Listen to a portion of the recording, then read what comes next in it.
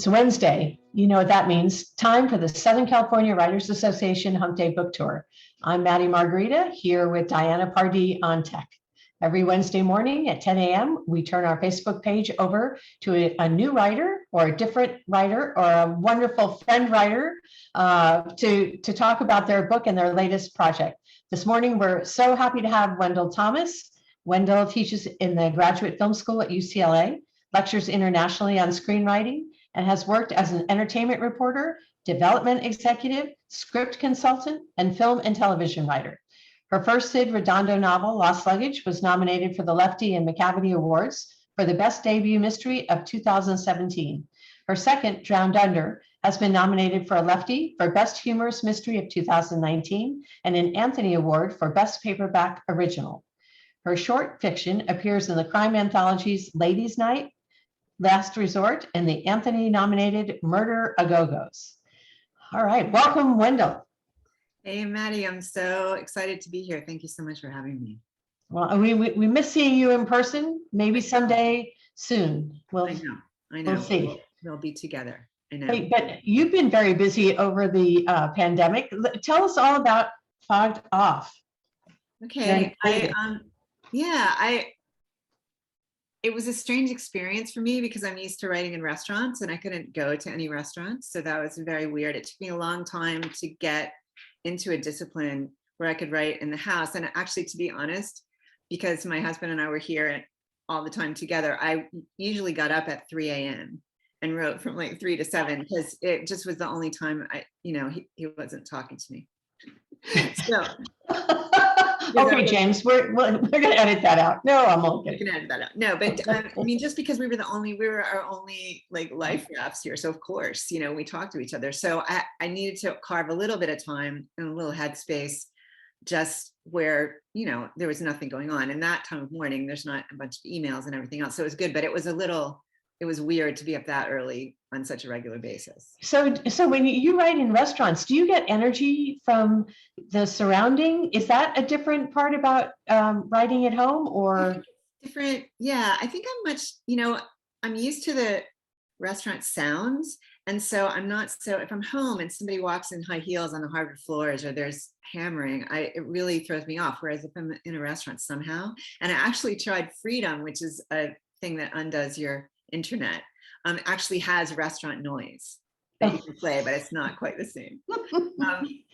So it was really different because I think I started out writing restaurants as a discipline because I got my table and I had my favorite servers and I showed up every day and they saved my table, and that way I always showed up. It was like my office.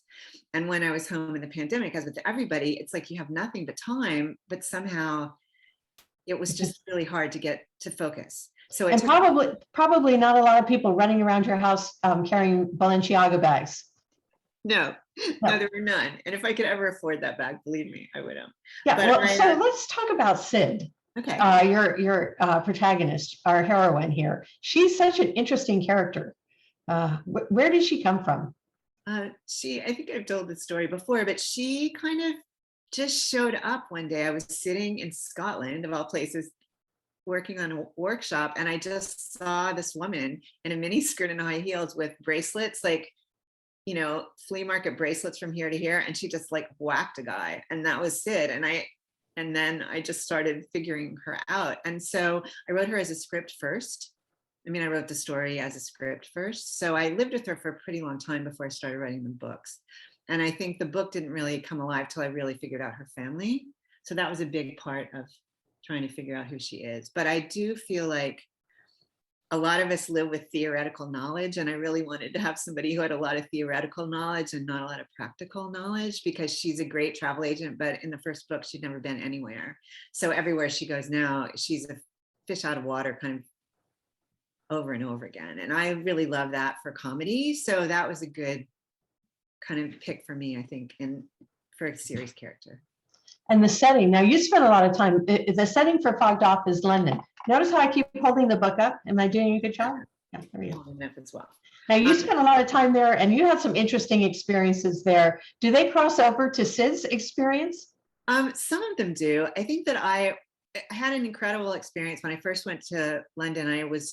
I got commissioned for a pitch that I had done for a movie on Humpty Dumpty, and that was set in England. And so I went over and I didn't know anyone.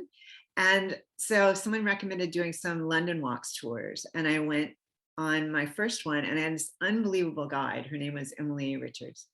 And she was so great. I went back the next night to whatever tour she was doing. And by the time I had left my first trip to London, we had each other's addresses and we wrote letters. And the next time I came over, she invited me to stay in their house. And she's married to Edward Petherbridge, who was Sir Peter Wimsey in the BBC. Wow. Every time I went to London for the 10 years after that, I stayed in their house.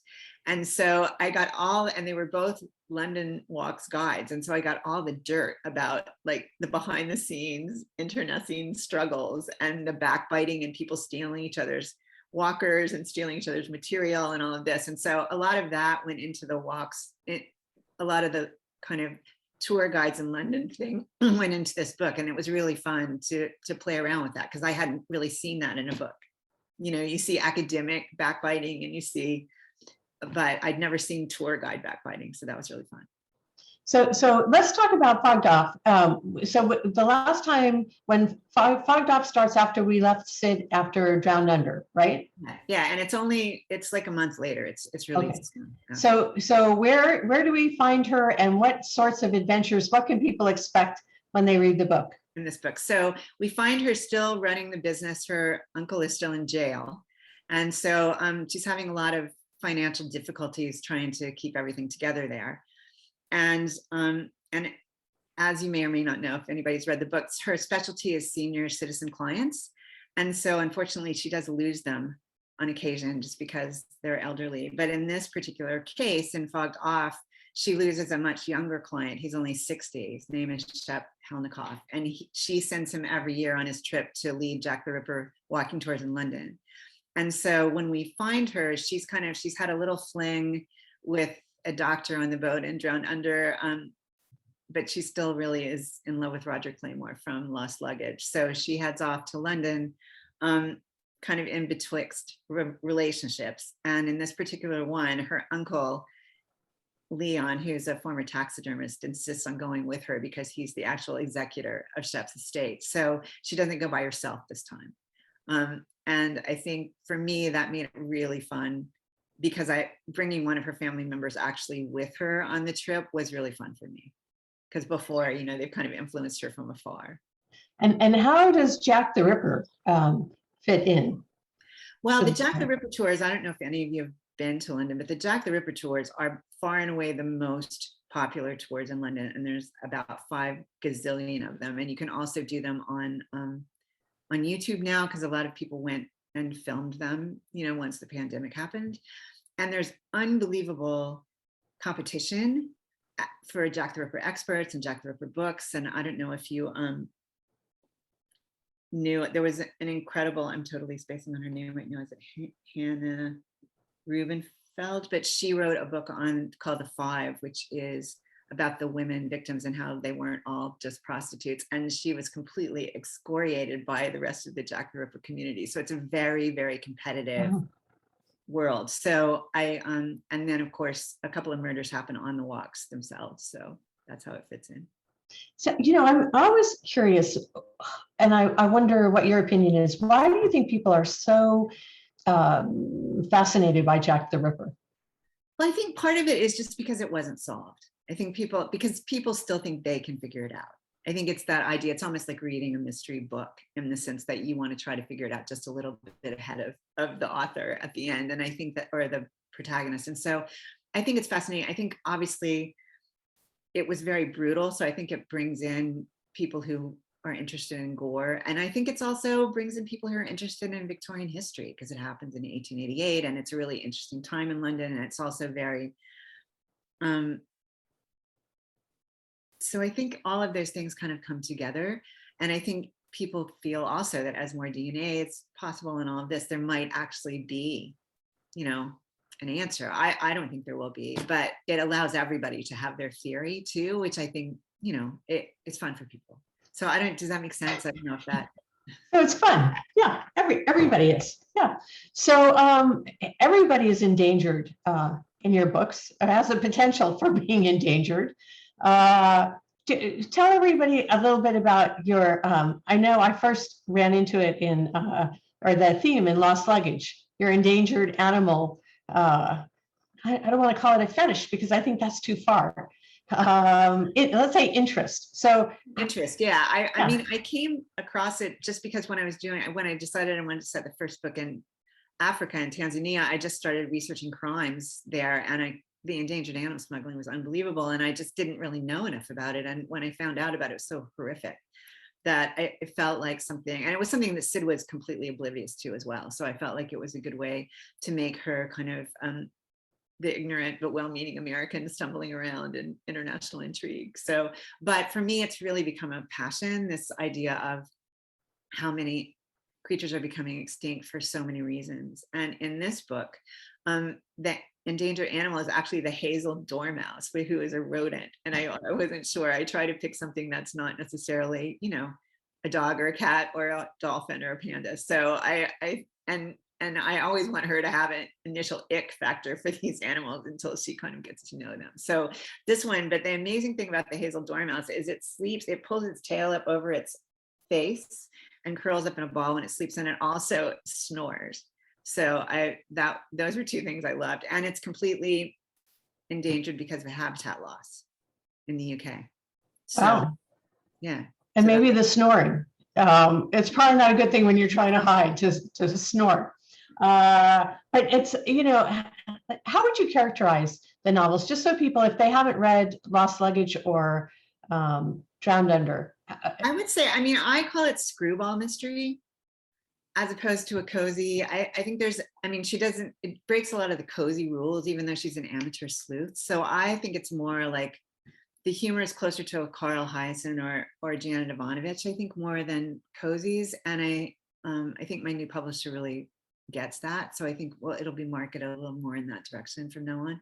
But it's very screwball. It's really based more on movies in a lot of ways. It's kind of my homage to Romancing the Stone or Charade or Bringing a Baby than it is to any particular novels, except maybe Mrs. Polifax, which I loved as a kid. So I would say it's more like screwball mystery adventure than it is kind of, and so more in the traditional than in the cozy genre. Okay, and so what's your favorite thing about this book, as opposed to Lost Luggage and Drowned Under? I think my favorite thing about this book was actually writing the fake bios for the walking tour guides. That was my very favorite thing to do. And I had so much fun doing it, and I had to pull back because there are probably too many in the book, to be honest, because I just couldn't get over how much fun that was. So that was the most fun for me. But also it was really fun for me actually to have to do an homage to like librarians and museums, because I love libraries and museums, and I feel like sometimes the people who run them and who are creating them for us don't get enough attention or praise. So that was also really fun to be able to shine a light on that for me. So people are going to get a true sense of London, right? I hope so. There's a lot of time in the Savoy Hotel. There's a lot of time in East End, the Jack the Ripper stuff, and I think also around Covent Garden and Charing Cross Road. And Cyd spends a lot of time kind of in that area, in Bloomsbury. So those are kind of the areas where she is the most. But well, I love London. So it was so fun for me to write London. I loved it. So Stephanie Plum, I don't think has made it to London yet. So I think you're safe. So I'm curious. I know we've talked about this before. To write a mystery is hard. To write a comedic mystery is harder. Why do you choose? Because not only do you have to write the mystery and the plot and have dialogue and have solid structure and all those things, but you have to be able to set up the humor as well. So just, I think this, we're running out of time. This will be our final question. So what prompts you to write humor, and what do you like about writing humor? Well, I guess it prompts me. I always loved comedy movies. I think when I was a kid, like What's Up, Doc was my favorite movie. I think I saw it when I was 11 or 12 or something. And I was like, I just couldn't even get over how much it made me laugh, and still makes me laugh. And so, and I'm from the South, and actually my family, my dad and all of his side of the family are hilarious. They're just really sarcastic and funny. So I grew up with a lot of laughing, and I think that it makes me feel comfortable. But I also, wanted to write something that I wanted to see. And I felt like maybe there wasn't enough of, because it is harder to write. But I do think that so much of writing comedy, Maddie, you know this, is the setup. Because if you drop Cyd in a situation where you know she's going to scramble, then the comedy is a lot easier, because I don't have to make her make jokes. I just have to make her try to deal with things that are coming at her, like, I don't know, bullets. And so that makes it easier for me to write the comedy in these novels, because I think it's just natural that she would have ludicrous ways to deal with the ridiculous people that she meets and the animals that she comes across. My favorite scenario is her falling out of the helicopter with her lady delicates on. So that was hilarious. That was a very hard sequence to write, but it was well worth it on the reader side. So just for anybody who hasn't read your other books, if you're looking for a great read, it's a fun read. Luggage, you can read them as standalones, right? Or you could read them as a series. Yeah, I think they work as standalones. I think maybe this one in particular might. So okay, yeah, so buy them all, right? You don't have to make the decisions. You can buy them all, and if you're buying them or someone's loaning them to you because they loved it, please leave a review. Yeah, thank you so much. Yeah. That really helps. I think I'm two under like the next algorithm on Lost Luggage. So if anybody wants to leave a review, I wish we could do like a contest, like for the next 2 people who write a review. But please do write a review, support Wendall, support our authors. She is a great, not only a great author, but a great supporter of the writing community in general. And you won't be disappointed. So please do. All right, Wendall, thank you very much for being here this morning. Where can people buy your books? Just it came out yesterday, right? Yeah, all of the books are on Amazon, Barnes & Noble, of that, an ebook and paperback. Right now, Book Carnival has a lot of my books, and I'll be signing books there on December 11th and doing a Zoom event with them on this coming Sunday at 3 p.m. And also you can order them from McIntyre's Books in Chapel Hill, North Carolina. Otherwise, mostly online right now. Okay. All right, great. Well, thank you again. We really appreciate you making time out of your busy schedule to be here. Thank you for everybody who was with us today. If you enjoyed this video, hopefully you did, please share it, please like, subscribe, do all those things that everybody asks you to do. And if you're interested in seeing this again or sharing it, you can share this Facebook interview, or you can go to SCWA Writers Online and see this interview and others like it, although maybe not quite as funny. So until next week, we appreciate your support, and we appreciate you supporting our authors. Okay, everybody take care.